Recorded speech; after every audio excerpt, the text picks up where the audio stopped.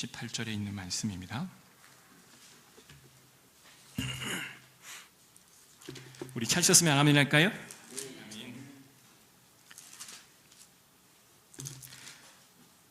교독합니다. 다윗이 사울이 자기의 생명을 빼앗으려고 나온 것을 보았으므로 그가 십광야 숯불에 있었더니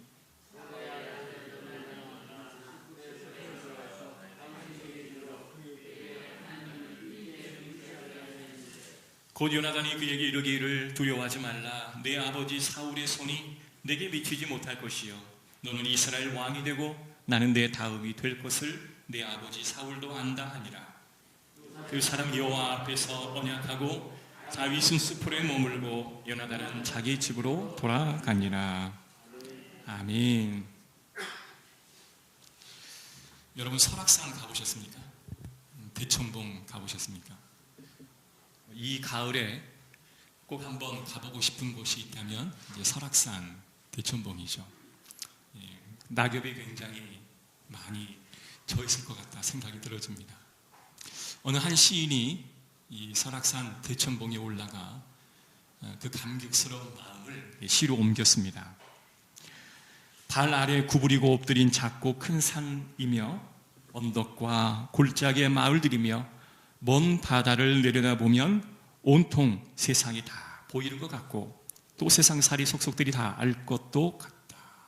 이렇게 고백하죠. 그런데 이 시인은 산에서 내려와 속초의 수산시장을 들어갔던 것 같아요.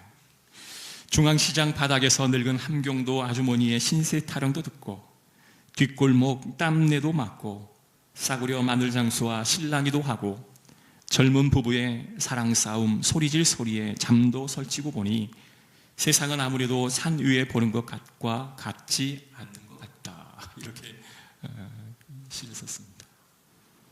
우리가 높은 산에 올라가 보면 인간들이 살아가는 그 삶의 모든 환경들이 그냥 너무나 일정한 것 같고 뭐 특별한 게 없는 것 같고 그리고 왠지 높은 곳에 올라가 보면 왠지 통달한 느낌도 드는 것이 사실이지만 사람들 가까이 와서 그 사람들과 아주 깊은 내면을 이야기하고 또 함께 그 사람의 사정을 듣고 기도를 해주다 보면 참 이런 일 저런 일 참 많은 일들을 경험하고 사는 것 같다라고 하는 생각이 들 때가 참으로 많습니다. 주중에 우리 해나 자매의 아버님의 소천을 보면서도 미처 알지 못했던 그 가족의 숨은 아픈 사연들이 있는 것을 알게 되고요. 또 그 눈물 속에 감추어진 아주 진한 슬픔의 여정들을 우리가 느껴볼 수 있었습니다. 어찌 보면 모든 사람들은 다 광야를 걸어가는 인생인 것만 같습니다.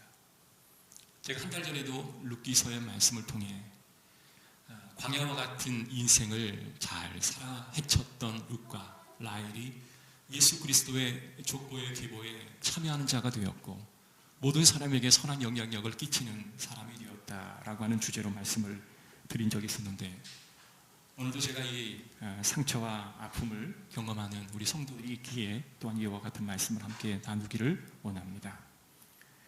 하나님께서는 우리를 광야와 같은 삶으로 인도하십니다. 그런데 하나님께서는 우리를 광야로 인도하시는 여러 가지 많은 이유가 있는데 그 광야를 통해서 우리에게 주고자 하시는 뭔가가 있습니다. 이스라엘을 광야로 이끄시더니 40년간 그곳에 머물게 하시고 하나님은 이스라엘과 언약을 맺으셨습니다. 그리고 너희는 내 백성이 되고 나는 너의 하나님이 되리라. 이와 같은 언약의 아름다운 약속이 이 광야에서 이루어지게 되는 것을 보게 되죠. 그래서 백성들은 광야로 하나님이 인도하심을 받아 나아갈 때마다 하나님과의 영적인 만남을 갖게 되고 그 안에서 우리가 미처 알지 못했던 하나님의 계획과 꿈들을 만날 수 있는 자리가 광야의 자리인 것만 같습니다. 여러분, 어디가 광야일까요? 먼저 우리가 지리적인 광야가 있습니다.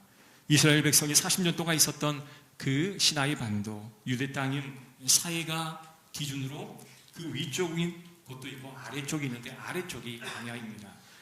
그래서 그 남쪽이 아라비아 광야, 이 다윗이 머물렀던 그곳이 바로 그 남쪽 아라비아 광야입니다. 여러분, 우리 내면에도요 이러한 광야가 있어요. 여러분, 어디가 광야일까요? 인생에서 내가 가장 소중하다고 여겼던 것들이 어느 한순간에 사라져버렸을 때 그것이 곧 광야입니다. 그 아버님이 돌아가셨을 때 그 자녀들은요 말할 수 없는 아픔을 경험합니다. 왜요? 다 하지 못한 효도가 있기에, 다 하지 못한 사랑이 있기에 가슴 아파하는 겁니다. 또한 자존심이 내게 가장 소중하다고 여겼을 때, 누군가가 나의 자존심을 꺾어 놓았을 때 우리는 그것이 곧 광야다라고 여겨집니다. 바울은 성공하기 위해서 고향 다소를 떠나 예루살렘에 머물고 가말리알 문화생이 되어서 열심히 학업에 매진합니다. 그리고 그는 70인인 공의회에 들어가기 위해 최선의 노력을 다하고, 그는 바리새인 중에 또 바리새인이 되므로 자신의 자존감이 최고로 높아지는 그런 상황이었습니다. 그런데 사울은 다메스 도상을 향해 가다가 예수 그리스도를 만나게 되죠. 그리고 자신이 그토록 소중하게 여겼던 자존심, 자신을 지켜주었던 어떤 학업적인 배경들, 그리고 어떤 신분적인 위치들을 한순간에 다 내려놓게 되어지는 그런 상황을 맞이하게 됩니다. 하나님 우리에게 광야를 허락하시죠. 그런데 이 광야라고 하는 것은 양면성이 있습니다. 우리가 한쪽으로 기울면 그때부터 위험하기 시작해요. 원망하는 사람은 때론 감사도 해야 됩니다. 또 늘 감사만 한다면 또 그것도 문제가 되겠죠. 때로는 불평도 한두 번쯤 할 줄도 알아야 되겠죠. 이렇듯이 사람은 균형을 맞추고 그 균형을 이룰 때 건강한 사람인 거죠. 부정적인 이야기를 하다가도 긍정적인 이야기를 바로 전환해서 자신의 삶을 다시 회복하려고 하는 그런 노력들이 건강한 사람에게는 이루어집니다. 그런데 이런 광야에 머무는 우리의 삶을 어떻게 해석하느냐에 따라서 그것이 광야가 곧 나를 성장하는 기회가 되기도 하고, 그 광야가 오히려 나를 망가뜨리는 기회가 되기도 한다는 겁니다. 여러분, 나무에 밑둥을 한번 잘라보십시오. 나이테가 등장하죠. 그런데 그 나이테를 유심히 관찰해 보면 지난날 이 나무가 어떠한 환경에 닥쳤는지를 정확히 알 수 있습니다. 나이테가 가늘고 촘촘하고 색깔이 진하잖아요. 그러면 엄청난 가뭄과 엄청난 좋지 않은 환경을 맞이했을 확률이 그만큼 높습니다. 그런데 그렇게 가늘고 촘촘한 나이테가 더 이상 성장하지는 않았지만 그 사이에 이 나무는요 뿌리를 땅 아주 깊은 곳으로 내리기 시작합니다. 그래서 더 깊은 곳으로, 더 넓은 지경으로 자신의 뿌리를 넓혀서 이 혹독한 시간을 견디기 위해 최선의 노력을 다하죠. 그런데요, 촘촘한 나이테가 주어졌다가 또 다시 한번 관찰해 보면 굵직굵직하고 넓은 나이테의 선을 보게 됩니다. 그 다음에 풍령이 들고 강수량이 많아졌을 때 이 넓게 펼쳐놓았던 그 뿌리를 통해서 엄청난 자양분을 다 끌어당겨서 그가 성장하는 엄청난 좋은 기회로 삼게 되어졌던 것이죠. 마찬가지로 저도 마찬가지고 여러분도 마찬가지고 우리 교회 교인들 가운데도 우리 혜나 자매도 마찬가지고요. 우리 김건웅 안수리사님도 마찬가지고 또 그의 가족들도 마찬가지고 온통 다 광야 속에 머물러 있지만 이 광야를 어떻게 해석하느냐에 따라서 달라지는 상황을 우리는 맞이하게 되는 것입니다. 그런데요, 광야가 우리의 인생을 다시 새롭게 세워가는 기반이 되어야 하는데 과연 어떻게 그래 할 수 있을까? 어떤 사람은 광야에 다 서면 그냥 손을 다 내려뜨리고 주저앉아 버립니다. 야, 내 인생은 끝나버렸다. 더 이상 내가 할 수 있는 게 없어. 그리고 좌절하고 낭망하는 사람도 있습니다. 그런데 어떤 사람은 도리어 광야를 맞이하고 그 광야가 자신의 인생의 디딤돌이 되어서 한 단계 또 한 단계를 걷기 위해 노력을 하는, 기도하는 성도들도 있지요. 이 두 사람의 가장 큰 차이가 뭘까요? 어떤 사람은 낙심에 처한 사람, 어떤 사람은 이 광야를 다시 한번 도약의 기회로 삼는 사람. 이 두 사람의 차이가 뭘까요? 그것은 이 세상에 나 홀로 있다라고 하는 생각에 자신이 빠져들어가면 결국 우리는 굉장한 많은 낙심을 경험하게 되지만, 아니야, 이 세상에 나 말고 또 누군가가 있어라고 느끼는 사람은 다시 한번 힘을 얻게 됩니다. 예수님께서 왜 99마리의 양을 놔두고 한 마리 잃어버린 양을 향해 찾아갔을까요? 어찌 보면 일의 효율면으로는 도저히 납득이 가지 않는 상황입니다. 그러나 하나님께서는 그 한 마리 양의 외로움에 주목하였습니다. 여러분, 외로우면 모든 게 힘들어지는 거죠. 여러분, 이 내용 잘 아시죠? 이화여대 졸업했던 20년 전에 이지선 양, 여러분 잘 아시죠? 지금도 이제 아마 30대 후반 40대가 되지 않았을까 생각이 들어집니다만은, 그 자매가 오빠의 마티즈 차, 조금만 차잖아요. 마티즈 차를 타고 이제 귀가하던 길에 그 갤로퍼라고 하는 엄청난 큰 차 있잖아요. 그 차가 이 마티즈 소형차를 들이밀어 버렸습니다. 더 안타까운 것은 그 차를 운전했던 상대 가해 차량이 그 운전자가 만취 상태예요. 그리고 곧바로 작은 마티즈에 불이 덩겨붙게 되고 전 온몸에 55도의 화상을 입게 됩니다. 앰뷸런스로 실려가는 그 사이에 많은 소방대원들이 옆에 있는 오빠에게 이 동생은 이제 거의 가망이 없으니 마지막 작별 인사라도 하라 라고 이야기합니다. 그러나 하나님이 돌보시면서일까요? 11번의 대수술을 감당하고 그가 다시 건강을 회복하게 됩니다. 근데 병상에 있을 때, 중환자실에 있을 때 그가 고백했던 것이 뭐냐면, 내가 병상에 있을 때 가장 힘들었던 것은 지독한 외로움이었다 라고 고백합니다. 자신이 이렇게 사고를 당했던 것도 물론 안타깝긴 하겠지만 전신의 55%의 그런 화상을 입고 온 뼈마디가 들러붙고 건강한 피부를 이식해서 다 타들어간 그 피부를 이식해야 되는 수술을 11번이나 받으면서 찾아왔던 생각은 지독한 외로움이었다는 거죠. 우리가 환자를 돌볼 때도요, 외로움과 지독하게 싸우는 그 환자를 주목합니다.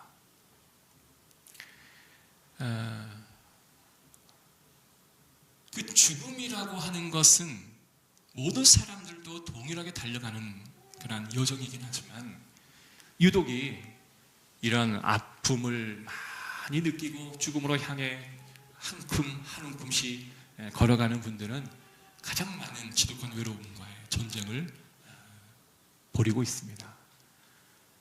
여러분, 가장 힘든 시간이 언제일까요? 한밤중입니다. 한밤중, 새벽. 모든 사람들이 다 잠에 들어있는 시간, 자신은 자고 싶어도 자지 못하는 그런 상황 속에서 홀로 깨워져서 드는 생각, 나 혼자구나. 아무리 가족이 지극정성으로 보살펴도요, 내 마음속의 상처가 회복이 되어지지 않으면 그 사람이 하는 모든 돌봄은 그냥 가식적인 행위로밖에 여겨지지 않습니다. 그런데 가장 큰 외로움은, 이 지선자매의 외로움은 내가 건강한 상태가 되지 못하고 이제 흉악한 몰골을 하고 세상 가운데 나아갔을 때 세상 사람들이 자신을 어떻게 바라볼까 하는 그 외로움, 그것은 더 큰 외로움이었습니다. 그런데 이 지선자매를 다시 한번 일으켜 세울 수 있었던 가장 큰 힘의 원동력은 그의 어머니였습니다. 그는 어머니를 이렇게 표현합니다. 엄마는 저에게 최고의 간호사이고 지혜로운 선생님이었고 가장 잘 맞는 룸메이트였으며 따뜻한 마음을 가진 언니이며 제 앞에서는 절대로 눈물을 보이지 않는 강인한 엄마였습니다. 은근 계모이기도 하였습니다. 그러니까 이건 윗뜻 쓴 말이죠. 세상에서 가장 친한 친구이고 나의 스승입니다 라고 고백합니다. 그러니까 이 지선 양이 생각할 때 중환자실에서 자신의 손과 발로 밥 한 숟갈 또 먹을 수 없는 상황이었지만 어찌하여 그것을 먹을 수밖에 없게 만들었던 것은 나의 지독한 외로움을 홀로 남겨두지 않고 함께해 주었던 어머니. 그 어머니의 고마움 때문에 그 모든 아픔을 이겨낼 수 있었다라는 겁니다.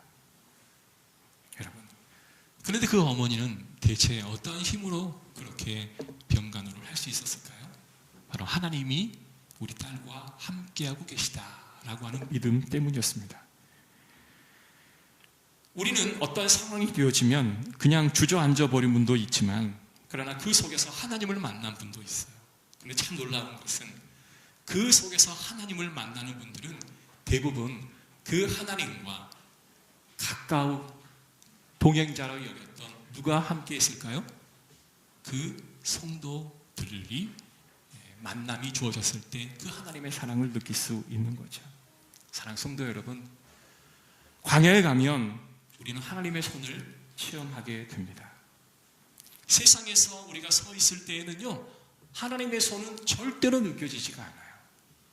그리고 세상에 서 있을 때는 나를 지탱해주는 어떤 재물의 손, 지위의 손, 그리고 권력의 손, 여러 가지 나를 보상해주는 수없이 많은 세상의 대체물이 있기에 그곳에서는 하나님의 손을 좀처럼 발견할 수가 없습니다.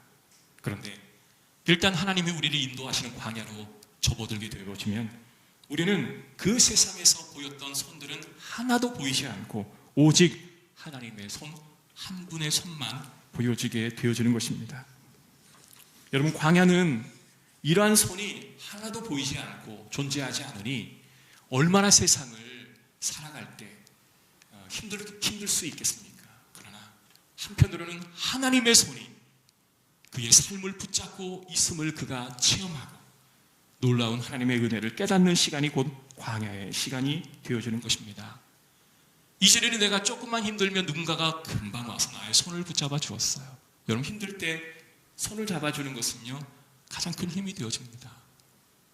힘들 때 가까이 다가가서 손을 잡아주거나, 또 동성이 아닌 이성 같은 경우에는 어깨에 손을 올리고 그의 삶의 어려운 부분을 위로할 때는 굉장한 많은 회복이 주어지는 거죠. 그런데 광야에 몰린 우리의 삶은요, 나의 손을 붙잡아 주시는 그 하나님의 손을 그곳에서 우리는 체험하게 되는 거죠.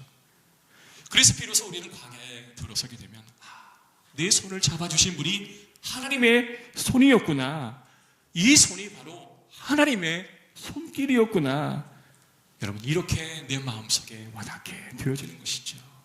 사랑하는 성도 여러분, 오늘 이 시간에 그 하나님의 손을 여러분 만지시기를 주의 이름으로 축복합니다. 사무엘상 23장, 오늘 우리가 읽었던 이 말씀의 전후 문맥을 살펴보면 사울이 마온 광야로 갑니다. 아라비아 광야로 갔던 곳이죠. 다윗이 그곳에 숨어 있다고 이 사울은 보고가 들어옵니다. 다윗이 사울의 군사가 오자 피할 수 없는 바위 뒤에 숨게 됩니다. 사울의 군사가 포위망을 좁혀오기 때문에 이제는 바위 뒤에 숨는 이 다윗은 꼼짝없이 붙잡힐 수밖에 없게 되었습니다. 그런데 놀랍게도 갑자기 이 코앞까지 다가왔던 그 사울의 정예 부대가 다시 돌아가는 게 아니겠습니까? 조금만 더 다가오면 꼼짝없이 붙잡히는 상황인데도 불구하고 사울은 되돌아갑니다. 왜 그랬을까요? 블레셋이 사울의 나라를 침공했다라고 하는 소식을 듣고 그 나라를 지키기 위해 금세 돌아가게 되었던 거죠. 다윗은 생각했을 겁니다. 하나님의 손이 나를 붙잡아 주었구나. 내가 서 있는 곳이 광야는 정확하고 분명한 사실인데 이때에는 오직 하나님의 손이 나를 인도해 주시는구나 라고 그는 여겼을 겁니다. 그래서 그 바위 이름을 셀라 하마느곳이라고 붙였습니다. 이 셀라 하마느곳은요, 분리하는 바위예요. 하나님의 영역과 세상의 영역을 정확히 분리하는 공간이라는 거죠. 하나님이 손을 딱 그어 놓으시면요, 아무리 세상의 위협이 내게 다가오고 싶어 하여도 하나님이 딱 펜스를 쳐주시는 거예요.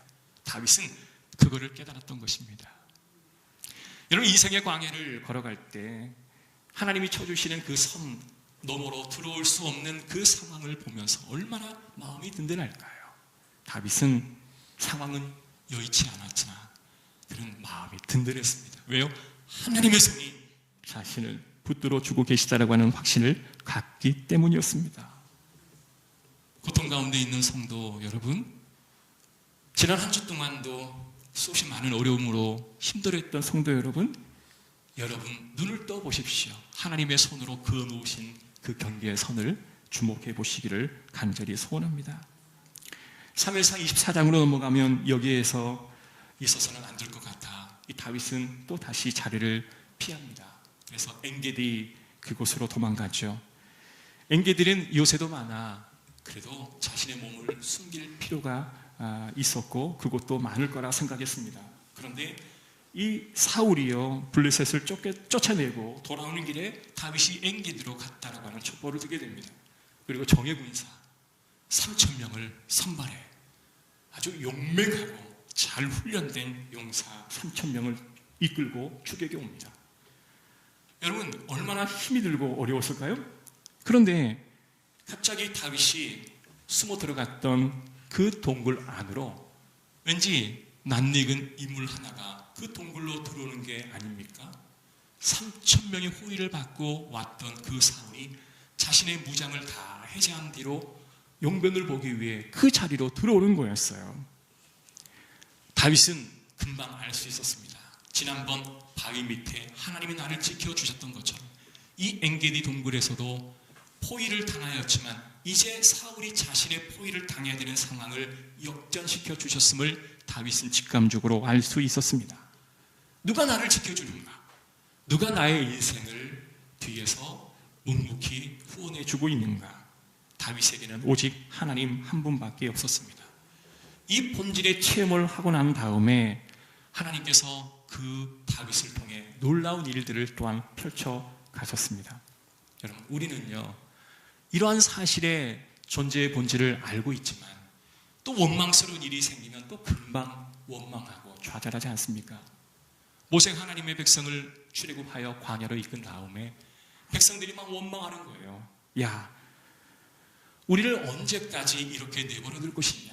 언제까지 우리를 만나면 먹게 할 것이고 언제까지 이렇게 어려운 삶을 살게 할 것이냐? 이렇게 하도 많은 소리를 듣다 보니 이 모세도 하나님 앞에 하나님 내가 대체 무슨 잘못을 저질렀기에 저 많은 사람들의 원망을 제가 다 들어야만 합니까? 하나님 어떻게 이 불평 많은 백성들을 내가 하나님의 나라 거룩한 땅 가나안까지 인도해야 한다는 말입니까? 라고 원망하고 다시 여호와 하나님 앞에 항의합니다. 그때 하나님께서 이렇게 말씀하십니다. 여호와의 손이 짧으냐?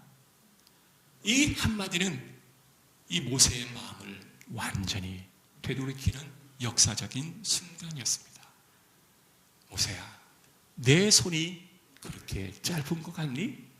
이것은 하나님의 계획이 분명히 있을진데 왜 너희는 눈앞에 보이는 그 백성들의 원망에 반응하여 그렇게 힘든 고백을 하고 있느냐? 왜 너는 그렇게 믿음이 없느냐? 여호와의 손이 짧으냐? 이 말씀은 하나님은 결코 너를 떠나지 않고 하나님은 결코 너의 백성을 외면하지 않으시겠다. 하나님은 결코 너희들이 외로움에 처하도록 허용하지 않겠다라고 하는 하나님의 적극적인 의사 표현이었던 것입니다. 사랑하는 성도 여러분, 광야에 하나님께서 우리를 부르실 때 우리는 그곳에서 하나님이 나를 지켜주심도 깨닫지만 더불어 하나님의 음성도 우리는 듣게 되어지는 것입니다. 하나님의 음성이 잘 안 들리는 이유는 뭘까요? 하나님에 대한 존재의식이 없기 때문에 들려오지 않는 것입니다. 그래서 우리는 먼저 하나님이 나의 뒤에, 나의 옆에, 나의 앞에 서 계심의 존재를 정확히 인식하고 있어야만 하는 것이죠. 하나님이 우리에게 임하실 때 많은 마음의 느낌이 있어요. 여러분 가을바람이 살랑살랑 불어오면 어떤 마음이 들어요? 아, 이제 가을이 오려나 보다. 또 찬바람이 살랑살랑 아니죠, 쌩쌩 불어오면 아, 이제 겨울이 시작되려나 보다 라는 느낌이 들잖아요. 마찬가지로 성령 하나님이 하나님의 음성을 우리에게 들려주실 때에는요, 이 음성이 하나님의 음성인 것을 우리는 직감할 수 있다라고 하는 것입니다. 여러분 광야에 나아가서 이와 같은 체험을 한두 번만 하게 되면, 하나님의 고유한 음성을 듣게 되면 하나님의 존재의 확신이 우리 마음 가운데 확 와닿기 시작하는 것이죠. 한번 하나님의 존재의 확신이 내 마음속에 딱 드는 그 순간부터는 더 이상 우리는 세상의 소리에 귀 기울이지 않고 설령 이 소리가 사단의 소리인지 설령 이 소리가 하나님의 음성인지 헷갈려 하지도 않는다고 하는 겁니다. 하나님의 존재가 내 마음속에 자리 잡히지 않는 분들은 저분이 하시는 말씀이 하나님의 음성인가 아니면 세상의 음성인가 온통 구별할 수가 없지만 이 존재의식이 한번 자리 잡는 순간 우리는 하나님의 은혜를 정확히 알고 그분의 음성을 정확히 구별할 수 있는 은총이 주어지게 되는 줄로 믿습니다. 그래서 우리는 광야로 인도하신 하나님의 그 의도를 알아야 하는 것이죠. 광야에 서 계시다면 그것은 곧 하나님을 만날 존재의 시간인 줄로 믿습니다. 동굴로 사울이 들어옵니다. 주변에 있는 많은 사람들이 이렇게 말합니다. 왕이시여, 하나님이 우리에게 찬스를 주셨습니다. 그 사울을 이제 해할 수 있는 기회를 주셨습니다. 그러나 이미 다윗은 바위 밑에 설을 그어주시고 또한 음성을 들려주신 하나님의 영적인 체험을 한 이후에 이것이 하나님의 소리인지 아니면 사단의 유혹인지를 정확히 구별할 수 있었습니다. 아니다. 너희들이 내게 그와 같은 말을 할지라도 그것은 하나님의 음성이 아니라 사단이 주는 유혹이다 라고 구별할 줄 아는 지혜가 있었습니다. 방금 전까지 사울의 군사들 앞에 포위당했던 다윗이 이제는 사울을 포위하는 그런 상황으로 바뀌게 되었다라는 것이죠. 사랑하는 성도 여러분, 하와가 사단의 유혹에 빠져 하나님 먹지 말라는 선악과를 따먹지 않습니까? 왜 그와 같은 어리석은 일을 행했을까요? 하나님에 대한 존재의식이 정확히 없었기에 그는 사단이 주는 그 소리가 기회인 줄 알고 먹었으나 그것은 유혹이었던 것입니다. 삶이 힘들고 어려우면요, 우리는 선택을 잘 못합니다. 어려울 때 올바른 하나님의 주시는 지혜로 여러분 정확히 선택하시는 저와 여러분 되시길 주의 이름으로 축복합니다. 그래서 우리가 힘들고 어려울 때, 우리의 삶에 많은 역경이 찾아올 때 하나님 정신 똑바로 차리고 하나님에 대한 존재의식을 가슴속에 다 묵상하고 올바른 선택할 수 있도록 도와주옵소서. 세상의 소리 다 듣지 않게 하시고 이것이 유혹인 줄 알고 이것이 기회인 줄을 정확히 구별할 줄 아는 은혜를 주옵소서. 여러분 기도하시는 저와 여러분 되시기를 주의 이름으로 축복합니다. 그리고 나서 다윗은 사울에게 외칩니다. 사울 왕이여 들으소서. 지금 우리가 무엇하고 있는 사이입니까? 당신은 나의 아버지고 나는 당신의 사위인데 도대체 왜 지금 이와 같은 상황을 연출해야만 하는 것입니까? 라고 외치기 시작합니다. 여러분 사위도 아버지 아닙니까? 다윗은 그것을 사울에게 인지시켜 주기 원하였습니다. 당신이 세운 그 나라를 하나님이 나를 통해 더 강건하게 하실 것인데 왜 그와 같은 일을 버리십니까? 라고 외치며 그의 생명을 보존시켜 주었습니다. 여러분 광야에 가게 되면 하나님께서 우리에게 주시는 음성이 뭘까요? 하나님, 이 세상과의 모든 상황 속에서의 온전한 하나님의 일이 어떻게 인도하신지를 정확히 보게 되는 지혜를 주실 줄로 믿습니다. 그리고 나서 하나님은 다윗을 통한 새로운 계획을 세우셨습니다. 여러분 우리에게도 그런 새로운 계획을 세우실 줄로 믿습니다. 사도 바울도 그가 공의회 70인의 핵심 멤버로 그리고 바리새인 중에 바리새인으로 가말리알 문화생으로 최고의 학문을 얻었던 그가 다메스 도상에서 한순간 하나님의 임재 체험을 하고 하나님의 존재가 그 마음속에 다 각인된 순간 세상의 모든 것들은 다 유혹거리며 오직 하나님 한 분만이 자신의 인생의 기회임을 알고 나아갔던 것처럼 오늘 저와 여러분도 그러한 기회가 있기를 주의 이름으로 축복합니다. 우리 김건훈 안수리 입사님 우리 2부 때 함께 예배를 드릴 텐데 참 어려운 삶이죠. 그 뇌에 암덩어리가 있다라고 하는 것은 보통 사람의 상식으로는 상상할 수 없는 고통입니다. 그래서 그 고통이 찾아왔을 때 모든 사람들은요, 세 가지 반응을 한다 그래요. 전에도 말씀드렸죠. 첫 번째는 반응기가 있습니다. 그리고 수용기가 있고요. 그리고 성장기가 있습니다. 이 반응기는 갑자기 건강한 내가 어느 한순간에 질병이 찾아와요. 아니, 사업을 잘하고 있는 내가 갑자기 사업이 부도가 나는 거예요. 아니, 관계가 좋게 여겼던 아내, 남편, 지인들과 관계가 하루아침에 엉망이 되어져 가는 거예요. 그러다 보면 그 사건에 대한 반응을 스스로 하게 됩니다. 이게 뭐야? 어떤 사람은 하나님, 내가 죄를 지어 이와 같은 일이 내게 발생한 걸까요? 해서 새로운 다시 하나님과의 재계약을 시도하기도 합니다. 하나님, 나 예배 생활 잘할게요. 나 헌금 생활 잘할게요. 나 하나님 말씀대로 살게요.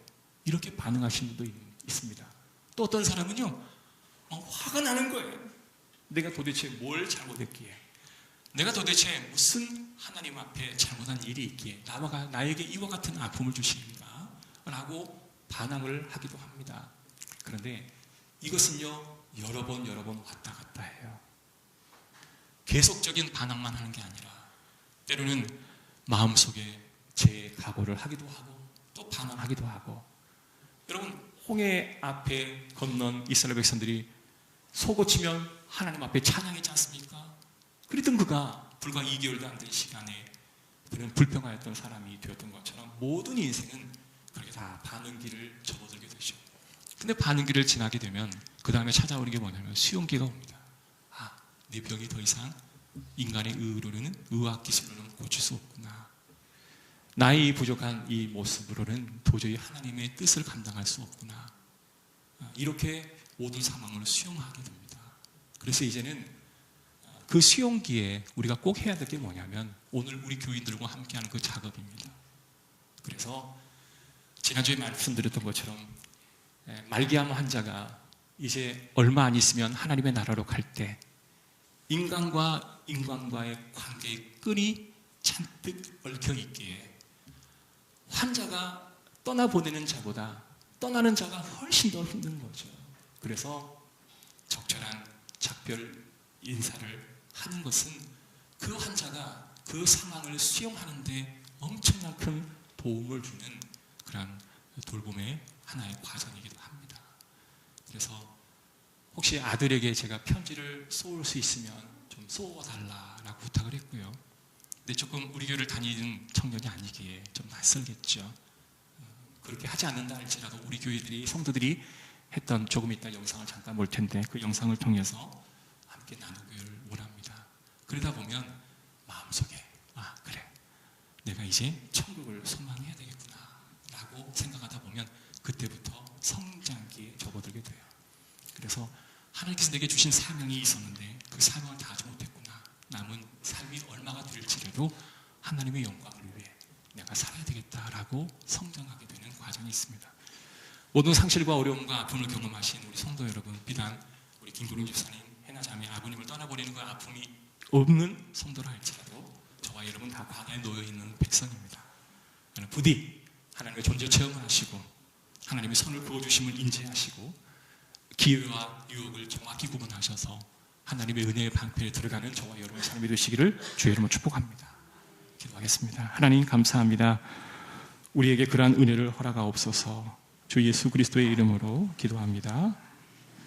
오늘은 찬양은 안 하고요, 영상을 좀 보겠습니다. 우리가 인터뷰했던 영상인데 잠시 보고 좀 10분입니다. 조금 긴데요.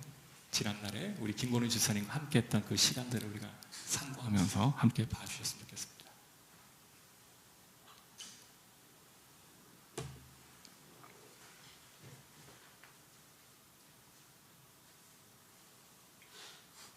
네, 거기 눌러요. 왼쪽.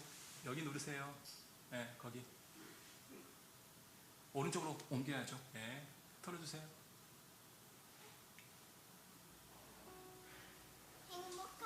더 올려주세요.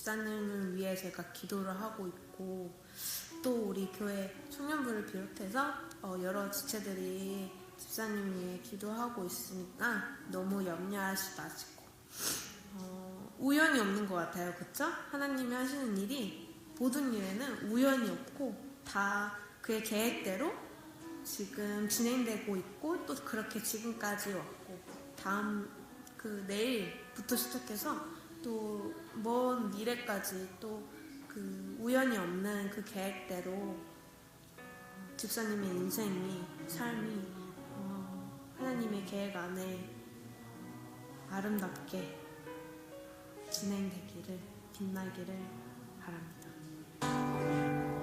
사랑하는 집사님, 빨리 개최하셔서 여름주에 다시 만나서 찬양 인도해 주시기 바랍니다. 감사합니다. 집사님 보고 싶어요. 사랑합니다. 어떠세요? 요즘 어떻게 지내세요? 기도를 하는데요. 빨리 쾌차하고 얼굴 보면 좋겠어요. 사랑합니다. 김건우 집사님 힘내세요. 좋아질 겁니다. 화이팅! 교회에서 꼭 봬요. 감사합니다. 보고 싶어요. 김건우 안수 집사님, 저는 한인승원사예요. 집사님 찾아뵙지 못해서 죄송해요. 지금 힘들더라도 우리 하나님 여호와를 알고 계시잖아요. 최고의 하나님 예수 그리스도를 믿으니 힘내시고 속히 쾌차해서 집에서 만납시다. 보고 싶어요. 기도 많이 하고 있습니다. 집사님 오래간만입니다. 하루빨리 쾌차하셔서 교회에서 다시 만나뵙기를 바랍니다. 화이팅! 안수 집사님, 신성인입니다. 못 뵌 지가 한참 된 것 같은데 건강하시죠? 항상 처음에 우리 교회에서 정말 성가대를 지키는 안수 집사님이 된다고 하셨던 그 말씀이 저는 항상 예배 드릴 때마다 안수 집사님이 어떤 마음으로 예배를 드리시는지, 또 어떤 마음으로 찬양을 하시는지 저도 많이 느끼고 공감을 하고 있어요. 그 날이 다시 온다면 너무 감사하고 기쁠 것 같고, 못 보지만 항상 집사님을 위해서 기도하고 교회가 또 기도하고 있음을 아셨으면 좋겠습니다. 건강한 모습으로 뵙기를 소망합니다. 예전에 성경의 지휘자님으로 열정적인 모습을 교회에서 배웠으면 좋겠습니다. 평안하세요. 기도할게요. 김건웅 지휘자님, 집사님, 대표기도 그리고 찬양 항상 저의 마음속에 남을 것 같아요. 감사드립니다. 김건웅 목사님 사랑합니다. 빨리 개입하시어 이 교회에서 서로 같이 예배하고 기도드릴 수 있도록 열심히 기도할게요. 사랑합니다. 김건웅 목사님 안녕하세요. 정재문 집사입니다. 집사님 앞선 소식에 마음이 너무 무겁고 아픕니다. 예전에 집사님 찬양 지휘하실 때가 너무 그립고요. 또 죽고 함께 했을 때 건강한 모습으로 있을 때가 너무 그립습니다. 하지만 또 하나님께서 우리의 겉모습은 이렇게 질병이나 여러 가지 문제로 새하지만 집사님의 속모습, 영혼은 늘 새로워지고 늘 건강할 줄 믿습니다. 항상 온 교회에서 기도하고 이선이 힘내시고 어려운 가운데서도 집사님 늘 기쁨 잃지 않고 하나님 함께 계시니 승리하시길 바랍니다. 다음에 또 꼭 뵙겠습니다. 고맙습니다. 안녕하세요. 전예린이에요. 중학교 때 학원에서 역사 잘 가르쳐 주셔서 좋은 분들 있어요. 나중에 한번 됐으면 좋겠습니다. 감사합니다. 네, 집사님 안녕하세요. 심영남 집사입니다. 지금 많이 힘들어 하시는 걸로 알고 듣고 있는데 좋겠고, 예전에 저희가 함께 찬양하고 그랬던 것들이 참 기억이 나요. 그리고 저하고 같이 학교도 다니셔서 함께 교제 나누고 했었는데, 그런 옛날 생각들이 납니다. 같이 이제 몸도 많이 좋아지셔서 함께 찬양도 하고 함께 운동도 하고 이렇게 하면 좋겠습니다. 집사님 기도해주세요. 파이팅! 안녕하세요. 김건은 집사님, 김창원 청년입니다. 옛날에 아름답게 찬양대를 지휘하시던 그 모습이 보고 싶습니다. 예수님께서 그와 같이 너희를 버려두지 아니하겠다고 하셨으니 주님의 평안이 가득하기를 간절히 기도합니다. 김건우 집사님, 안녕하세요. 양권사입니다. 제가 처음 교회 나와서 음식을 먹었는데 너무 맛있고 새로운 면이었어요. 그래서 이 음식 누가 만들었냐고 물으니까 집사님께서 씩 웃으셨던 모습이 지금도 기억에 생생합니다. 집사님, 멜루문교회 식구들이 열심히 기도하고 있어요. 힘내세요. 집사님 사랑합니다. 김집사님 안녕하세요. 예전에 집사님 건강하실 때 그 지혜했던 그 모습이 새록새록 떠오르네요. 어서 빨리 건강이 회복되어서 그런 날이 왔으면 좋겠네요. 집사님 건강하시고 힘내세요. 사랑합니다. 화이팅! 건강 잘 챙기고 계시죠? 늘 하나님 앞에서 동행하시고 힘내시고 하나님이 늘 지켜주시고 함께 하신다는 걸 믿고 함께 기도할게요. 늘 건강하세요. 또 뵐게요. 집사님, 저예요. 김정희 집사입니다. 집사님이 안 좋다고 하셨는데 제가 한 번도 못 뵙고, 근데 집사님 그래도 우리가 주님을 믿는 자로서 분명히 집사님한테 능력에 힘을 주실 거예요. 집사님 파이팅!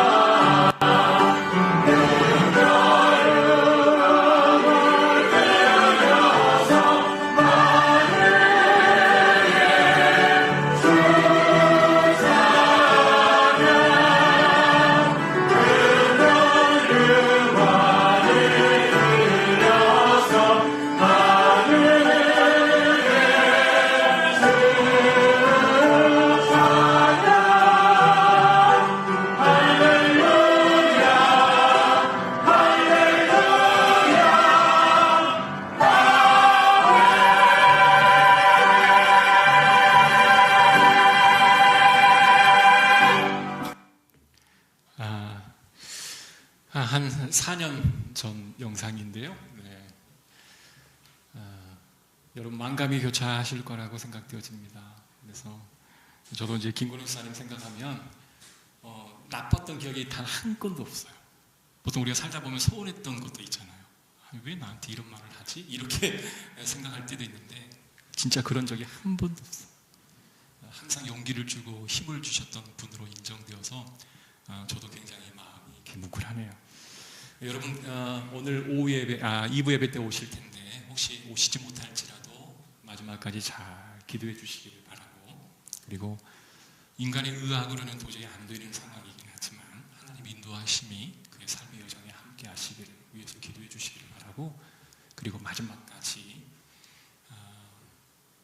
지금까지 좋았던 기억들을 가슴에 안고 천국을 소망할 수 있도록 여러분 기도해 주시기 바랍니다. 제가 기도하고 마치겠습니다. 지금은 우리 주 예수 그리스도의 은혜와 하나님의 크신 사랑과 성령님의 감화교통 인도하심의 은혜가